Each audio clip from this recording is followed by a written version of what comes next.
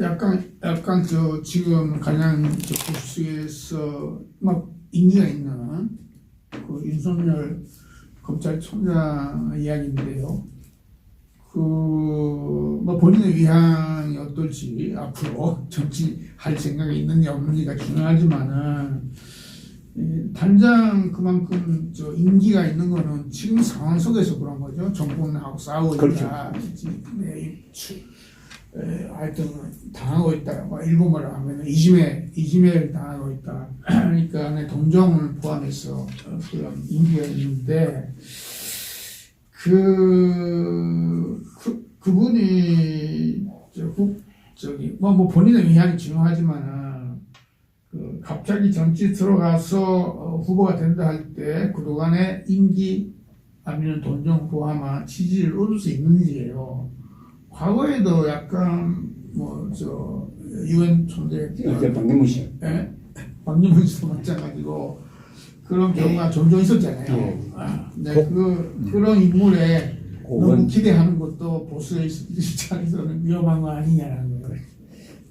과거에 고위관직자가 정치를 해가지고 실패한 경우가 반기문, 그다음에 고건, 국무총리, 서울시장 두 분하고 윤석열은 달라요.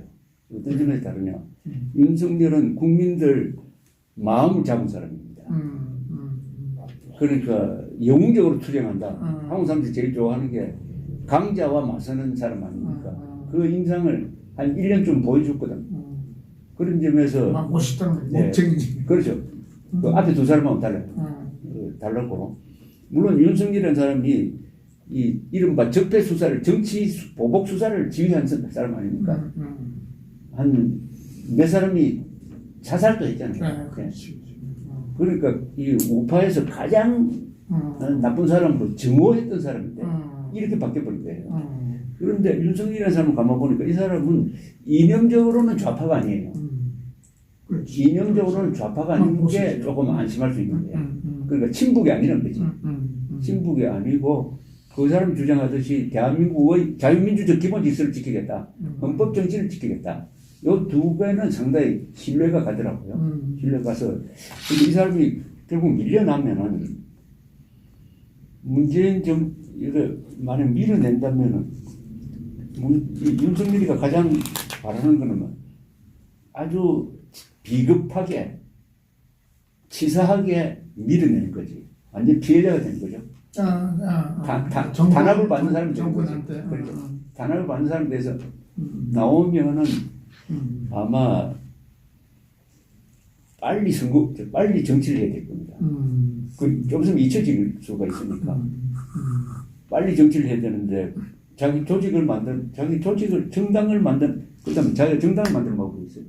정당이 만들면은 아마 국민의힘이나 이런 데서 몇 사람이 이렇게 합세할 수도 있겠지. 아니면 국민의힘이 이 사람을 불러 들여가지고 경선을 통해서 뽑는 방법도 있고. 어쨌든 이 정도 지지율 같으면은 정치 안 할 수도 없고. 그러니까 윤석열 입장에서 보면은 정치를 안 하면 이 사람 죽게 생겼어. 그러니까 정치를 안 하면은 방패가 없으면은 수사를 할 거라고. 네. 수사를 하고 해가지고 구속하고 감옥에 보내놓을 거라고. 이 정권. 그러려면은 자기 정치를 해야 돼요. 정치를 해야 자기를 보호할 수가 있어요. 그것도 지금 1년 4개월이니까 빨리 해야 돼. 그래서 퇴임한 뒤에 바로 정치 쪽으로 가지 않을까 하는 생각이 드는데 그 말은 준비가 되어 있는지는 나는 잘 모르겠습니다. 윤석열 인기도에 따라 그런 건데 보수가 직결할 수 있는 충분한 인물이다. 저는 그렇게 봐요. 네. 윤석열이가 중도를 잡거든. 중도. 윤석열이 지지 기반을 보면 중도가 많아요. 근데 충청도. 박근혜 이명박을 감옥에 보낸 거 그 사람이 아니냐라는. 그것도 있죠. 근데 그걸 가진 사람도 불씨 거부감. 네, 그 거부감도 상당히 이럴 경우에는 그것보다는 문재인이가 더 이명박 박근혜 문제는 과거의 문제. 과거다. 그게 그날 미래를 볼 때. 그렇죠. 그런 사람들이 상당히 많아요. 근데 그건 일단 덕자. 우선은 이거다 하는 쪽이죠. 그러니까 하나는 중도라는 것하고 지역적으로는 충청도라는 거. 그런. 이게 아주 구조적으로 유리한 거예요. 뭐 대선 이야기는 1년 반 후니까 약간 시간이 있는데요. 단장 내년도 새해는 봄에 4월인가 그 서울시장, 부산시장 선거 하나의 그 전초전이잖아요. 전초전인데 일단 지금 분위기 보면은 부산은 뭐 야당이 이길 것이다. 거의 뭐 그런 흐름인데 서울시장은 어떨까요? 지금 분위기가 좀 서울시장도 야당이 이길 확률이 높다고 봅니다. 저는 야당이. 우선 요새 최근에 여론조사 주목할 만한 게 서울시장, 부산시장에 누구를 찍겠느냐 하니까 야당 찍겠다는 사람이 상당히 많아지더라고. 그러고 2022년에도 야당을 찍어서 정권 교체하겠다는 사람이 많아졌어요. 현재 시점에서 그렇습니다. 현재 시점에서. 그런데 이게 서울시장 선거는 이 과거 같으면 서울에 호남 사람들이 많이 살았어요. 최근 보니까 이 호남 사람들이 이 외곽 도시로 많이 나가서 호남 비율이 아마 조금 줄었을 겁니다. 주고 이건 결국 인물이라 누가 나오냐 인물에 의해서 많이 좌우될 것 같은데 이게 서울시장이나 뭐 이런 선거는 투표율이 낮아요. 잘 한 50% 이렇게 채우기 힘들어요. 근데 이거는 좀 다를 겁니다. 굉장히 관심이 그 투표율이 낮으면은 조직이 강한 여당이 좀 유리하고 특히 여기는 지금 서울에는 한두 개 하나가 그리고 전부 다 민주당이 구청장을 하잖아요. 구청장. 민주당이 구청장을 한다는 거는 이 동원할 조직표가 많다는 거죠. 뭐 그런 요소는 있지만은 여론조사에 하면은 최근에 문정부에서 수도권에서 또 중도가 많이 빠지고 있다 하니까 보수 입장에서 유리한 상황이지.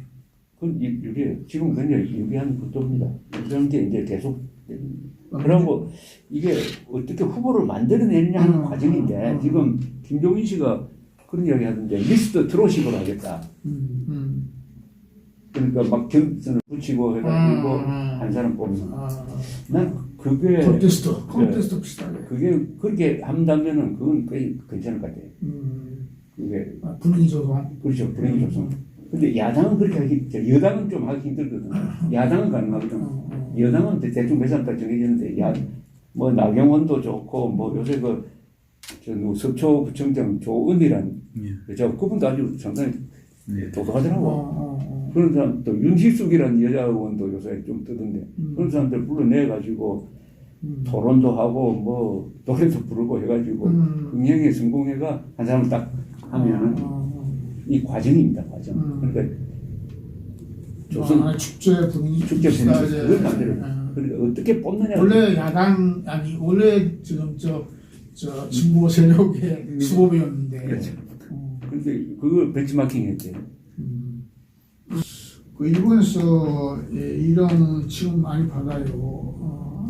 그 한국의 좌파 지금 문재인 정권도 그런 건데 한국의 우좌파 아니면 보수 진보 할 때 그 핵심적인 차이가 뭐냐?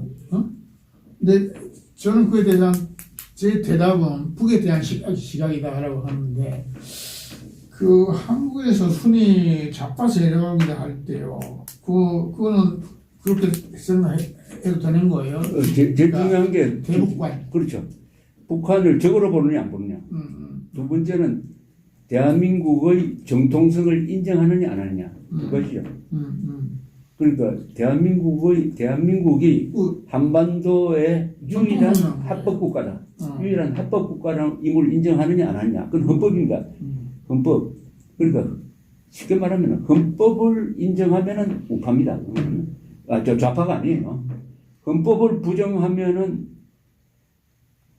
좌파 중에서도 헌법을 인정하지만은 진보로 가는 사람도 있겠지만은 상당수가 헌법 정신을 부정하지 헌법을 지금 뭐 문재인 정권은 노골적으로 헌법을 지금 위반하고 있고, 그래서 제일 중요한 것은 대한민국 헌법대로 대한민국이 한반도 전체의 유일한 합법 국가고 역사적으로 정통 국가다. 그러니까 합법성 정통성, 정통성을 인정하면은 그 사람은 우파, 부인하면은 부인하면은 좌파도 아니고 이거는 사실은 반역죄. 부인하면은 하여튼 비우파쯤 되겠고, 좌파 안에도 대한민국 정통성 인정한다. 북한에 대해서는 난 비판적이다 하면 그건 이제 사회 민주 노선쯤 되겠죠. 그래서 저 바깥에서 뭘 볼 때요, 역시 북한 문제가 계속 걸려 있는데 한국에서 북한 체제를 비판하는 사회주의자가 있어야 하는데 그거 없는 것 같이 보이는 거예요. 소위 말 사회민주주의인데 그것이 그거 안 보이는 거예요. 근데 지금 이 정부도 그렇잖아요. 원래 이 정부는 사회민주주의여야 되는 거잖아요. 그렇죠. 근데 왜 그렇게 북한에 매달리냐고요. 북한 체제에 그거는 왜 비판 못하느냐고죠. 그거는 좌파 운동권의 역학관계죠. 80년대 운동권이 PD는 사회주의 노선 아니었습니까? 그리고 NL이라고 이 주사파는 김일성 노선은 민족주의를 앞세우면서 그러니까 그 민족주의도 아니지만은 막 가짜 민족주의 많이 말하자면 이게 종족주의죠. 종족주의파가 이겼거든. 이겨가지고 그 사람들이 주도권을 잡는 바람에 이 PD 계통이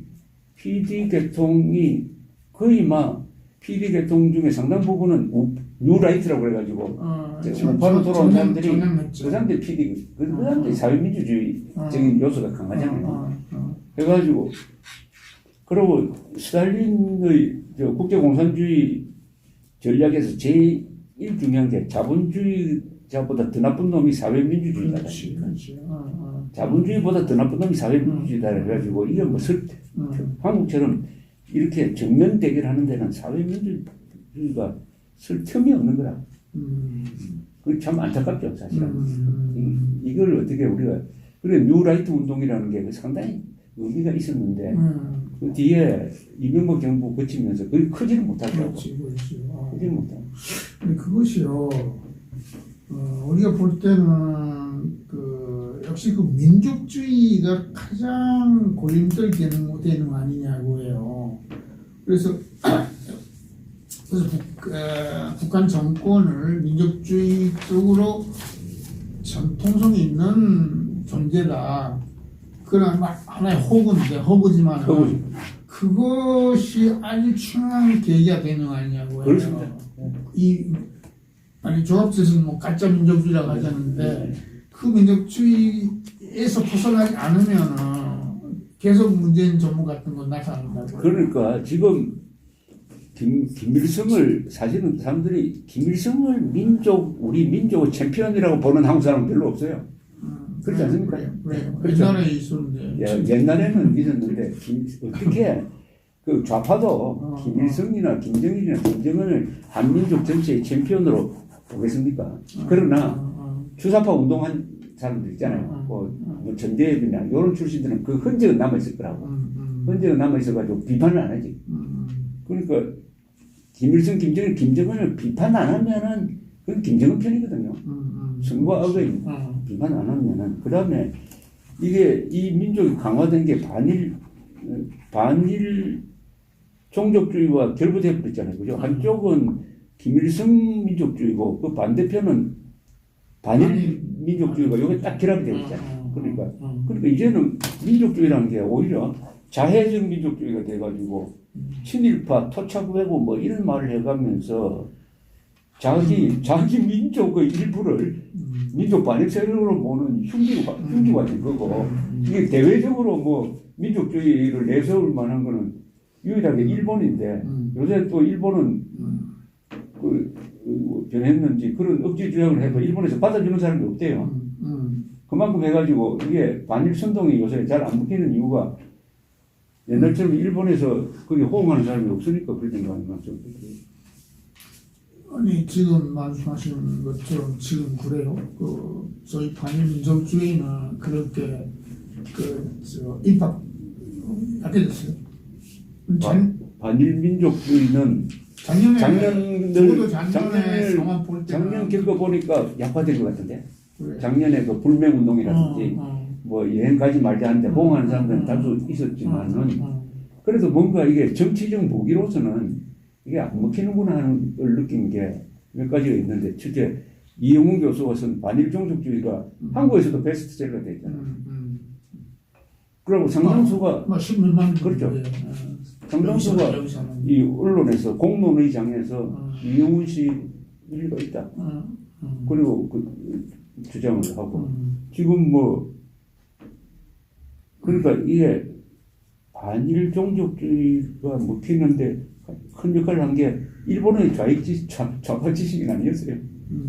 아니 내 반일 종족주의가. 그리고 김정은, 김일성은 그래도 물론 그 항일 투쟁을 했으니까 그렇지만 김정은을 가지고 이게 민족주의의 한국 민족주의의 센터로 보기에는 너무나 취약한 거예요. 이건 김정은은 조롱의 대상이지. 그 흔적은 아직 남아 있어가지고 오래 가겠죠. 오래 가는데 이게 선거 때 써먹기 위해서 이걸 다시 들고 나올 수 있을까? 얘도 뭐 정치 국내 정치지만 정치 그 국면에서는 선거 때도 마찬가지인데 역시 그 친일파란 어떤 렉트를 할까요? 그것이 정치적인 영향력을 아직 가지고 있잖아요.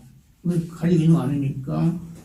근데 지난 총선 때 무슨 나경원 그런 인터뷰에서 말씀하셨는데 자기 아버지인가 뭔가 그런 거 진입하게 열렸다가 뭔가 해가지고 상당히 그 선거 운동에서 당했다는 거죠. 그래서 아까 작년에 이 소위 그 구매 운동을 비롯해서 반일 운동이 아주 그 거세게 일어났을 때에 일본에서 보는 시각이 역시 그 반일이라는 게 큰 정치적 영향력을 가지고 있는 것 같다. 전혀 약화되지 않았다. 약했다고는 볼 수 없다라는 거예요. 그래서 걱정하는 거죠. 그러니까 예를 들면 이번 문재인 정권 다음에 어떤 정권이 될지 아니면 보수 정권이 되더라도 이 문제를 화끈하게 그려야 못하는 거 아니냐고예요. 계속 반일이랑 정치적인 그 영향을 갖고 있으면 일본 측에서는 계속 어렵게 도납하는 한일 관계가. 뭐 모든 게 그렇지만은 이런 감정이 있다고 하더라도 정치하는 사람이 선동하느냐 안 하느냐에 따라 달려 있지. 선동하면은 상당 부분 먹힐 것이고 그 선동이 아주 교묘하게 선동하면은 선동 안 하면은 이건 정치에서 팩트가 안 되겠는데, 자 이걸 선동하려면은 이 문재인 정권이 다른 카드를 만들어내야 되는데 징용공 뭐 이번에 경제 지소미아 사태 이것도 이렇게 적당히 사실은 이쪽에서 후퇴한 셈인데 요새 또 뭐 올림픽 도쿄 올림픽에서 뭘 해보려고 또 상당히 또 저자세로 나가더라고요. 그러고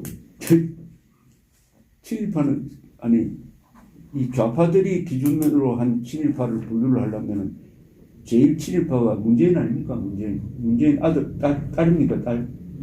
딸이 국사관 대학 유학했다. 국사관. 또 그게 문재인 씨 아버님도 북에서 뭐 일제시대 전도관 고모합시다. 그런 식으로 반격할 만한 소지도 있어요. 이쪽에 특히 딸 문제가 나는 이제 야당이 우리나라 야당이 좀 얌전해가지고 그 문제를 안 꺼내더라고. 문재인의 딸 문제는 우리가 그까지 할 필요가 있느냐 하는데 본격적으로 하면은 문재인의 딸 가지고도 반격할 수 있죠. 그 저기 아까 정치적으로 반일 문제를 선도하는 사람이 있다고 하셨잖아요. 네. 물론 정치하는 사람들이 정치 세력은 선동하게 마련이죠. 근데 문제는 우리가 볼 때 그걸 언론들이 사사건건 어떤 확대시키죠. 좋은 뉴스인 것처럼 관심 있는 이 뉴스처럼 크게 보도하잖아요. 그거에 보다죠. 근데 한국 언론에 있어서요, 이런 문제가 왜 그렇게 큰 관심사인지 반이냐 아니냐라는 문제, 특히 아마 과거에 관한 문제인데 그거 언제 그렇게 말끔히 정상되는 건지요? 아니면 관심에서 떨어지는 건지. 근데 난 이게 지난 몇십 년 동안 이렇게 보면은 한일 관계가 제일 편안했던 데가 그래도 박정희 전두환 때죠. 그렇죠. 그렇죠. 박정희 전두환 때. 그러니까 노태우까지 괜찮았죠. 노태우까지도 괜찮았죠. 그런데 노태우 때 종군 위안부 문제가 생긴 거 아닙니까? 그 미야자와 총리가 종군 위안부 문제에 대해서 뭐 조금 민주화가 시작하면서 그때만 해도 저는 그러니까 노태우 때 종군 위안부 문제가 본격적으로 거론될 때만 해도 제 생각은 이거는 한일 관계를 나쁘게 할 만큼 그렇게 안 커질 거라고 봤어요. 안 커질 거라고 봤는데 요거를 정치적으로 이용하는 종군 위안부 문제를 정치적으로 이용하는 세력이 한국에서 생기니까 그 상당히 또 이념적인 게 들어가고 하니까 이렇게 커지더라고. 또 거기에 특히 조선 동아일보와 같은 한국의 이 이른바 주류 매체가 거기에 너무 크게 보도를 하고 하니까 이 천황을 일왕이라고 호칭하기 시작한 게 1980년대부터거든.